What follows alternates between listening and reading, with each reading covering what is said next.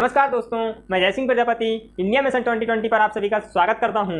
दोस्तों आज की क्लास में हम समझेंगे स्थिर विद्युत के बारे में।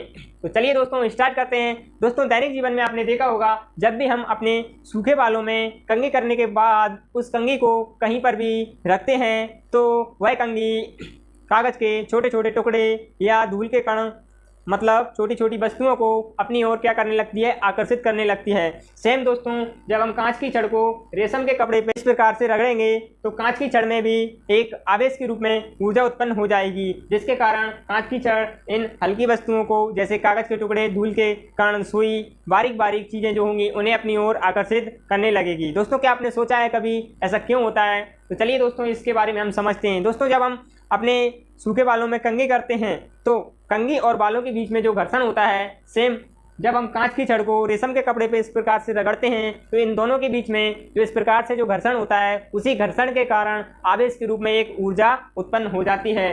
उसी के कारण ये क्या करने लगती हैं, हल्की वस्तुओं को अपनी ओर आकर्षित करने लगती हैं। समझ में आया इतना? अब दोस्तों समझते हैं विद्युत की परिभाषा।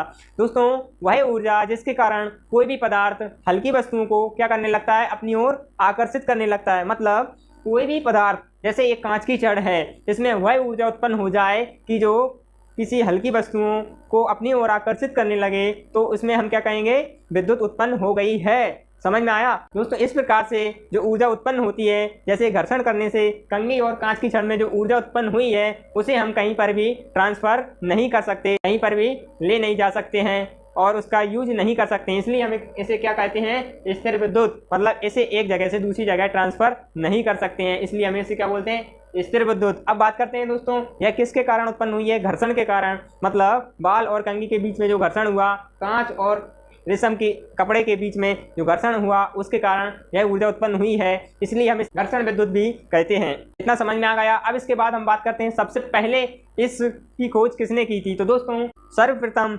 यूनान के एक प्रसिद्ध वैज्ञानिक थे जिनका नाम था थेल्स। इन्होंने ईसा से 600 वर्ष पहले एम्बर की छड़ को ऊन के कपड़े से रगड़ के देखा तो पाया कि एम्बर की छड़ हल्की वस्तुओं को अपनी ओर आकर्षित कर रही है। परंतु इनके इस प्रयोग की ओर लगभग 2000 सालों तक किसी का ध्यान नहीं गया और दुनिया इसी प्रकार से अंधेरे में जीती रही।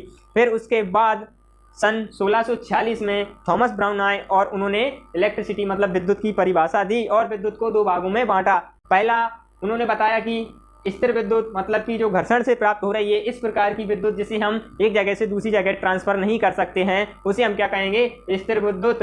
और उस प्रकार की विद्युत जिसको हम एक जगह से दूसरी जगह ट्रांसफर कर सकते हैं, उसे हम क्या बोलेंगे, गतिक विद्युत। तो इस प्रकार से थॉमस ब्राउन ने 1646 में विद्युत को दो भागों में बांटा। दोस्तों अब हम बात करते हैं, यहाँ पे आते हैं अपने टॉपिक पे, आवेश के बारे में जान लेते हैं। जैसे घर्षण से जो आवेश उत्पन्न होता है तो वो कांच की छड़ में कौन सा होता है, रेशम के कपड़े में कौन सा होता है, एम्बर की छड़ में कौन सा होता है, एबोनाइट की छड़ में कौन सा होता है, ये सब चीज़ें हम जान लेते हैं। दोस्तों बात करते हैं आवेश के प्रकार। सबसे पहले हम एक प्रयोग करते हैं जिसमें हम क्या करते हैं, दो कांच की छड़ें लेंगे, मतलब दो समान छड़ें लेंगे, कांच की हम छड़ें लेते हैं और इन दोनों को हम क्या करेंगे, एक रेशम के कपड़े से इस प्रकार से रगड़ लेंगे। समझ में आ गया है दोस्तों? एक छड़ को हम क्या कर देंगे, इस प्रकार स्टैंड से धागे से बांध के लटका देंगे, इस प्रकार से इसको लटका देंगे। अब ये दोनों छड़ों को हमने क्या किया है, रेशम के कपड़े पे रगड़ा है। अब इसके बाद हम दूसरी छड़ को इस छड़ के पहली छड़ के पास में ले जाते हैं और देखते हैं कि ये प्रतिकर्षित करती हैं। समझ में आ गया? मतलब एक दूसरे से दूर भगाती हैं। इतना क्लियर है? अब इसके बाद हम बात करते हैं दोस्तों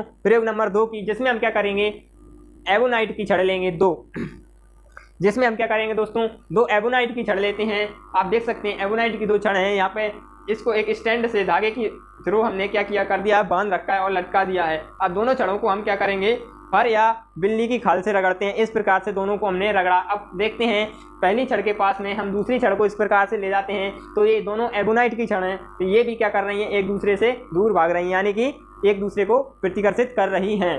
दोस्तों अब बात करते हैं हम प्रयोग नंबर 3 की। प्रयोग नंबर 3 में हम क्या करते हैं, जो प्रयोग फर्स्ट में एक हमने क्या किया था, कांच की छड़ ली थी दो, तो उनमें से एक हम कांच की छड़ प्रयोग नंबर 1 से उठाते हैं और सेम प्रयोग नंबर 2 में हमने क्या किया था, एबोनाइट की छड़ ली थी। तो अब 1 और 2 को मिलाकर हम प्रयोग नंबर 3 करते हैं, जिसमें हम क्या करेंगे, एक कांच की छड़ लेते हैं, इस प्रकार से आप देख सकते हो, एक कांच की छड़ लेते हैं और दूसरी एक एबोनाइट की छड़ हम ले लेते हैं। अब इन दोनों छड़ों को हम क्या करते हैं दोस्तों, जो एबोनाइट की छड़ है उसे फर या बिल्ली की खाल से हम रगड़ लेते हैं, और ये कांच की छड़ है इसे हम क्या करते हैं, रेशम के कपड़े से इस प्रकार से रगड़ लेते हैं और इस तरह के धागे के थ्रू हम इसे लटका देते हैं। अब एबोनाइट की छड़ को कांच की छड़ के पास में ले जाया जाता है तो देखते हैं कि दोनों छड़ें एक दूसरे की ओर क्या कर रही हैं, आकर्षित कर रही हैं, मतलब एक दूसरे की ओर खींच रही हैं। अब समझते हैं दोस्तों हम कि इनके बीच में आकर्षण और प्रतिकर्षण क्यों हो रहा है। दोस्तों जब हम कांच की छड़ को, दोनों कांच की छड़ों को रेशम के कपड़े से रगड़ते हैं तो दोनों कांच की छड़ों पर धनावेश उत्पन्न हो जाता है, जिससे हमें पता चलता है कि दो समान प्रकार के आवेशों के बीच में क्या होता है,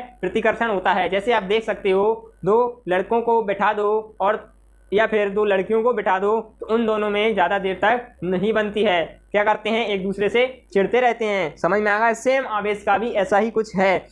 अब इसके बाद हम प्रयोग नंबर 2 में क्या देखा हमने, एबोनाइट की छड़ ले ली तो उनमें भी क्या हो रहा है, प्रतिकर्षण हो रहा है, क्योंकि दोनों समान हैं, मतलब दोनों या तो लड़का है, दोनों या तो लड़की हैं, उन दोनों के बीच में आकर्षण बिल्कुल नहीं हो रहा है। यानी कि प्रयोग नंबर 2 से भी हमें क्या पता चलता है कि दो समान आवेशों के बीच आकर्षण नहीं होता है, बल्कि क्या होता है, प्रतिकर्षण होता है। क्लियर है। अब इसके बाद हम प्रयोग नंबर 3 की बात करते हैं।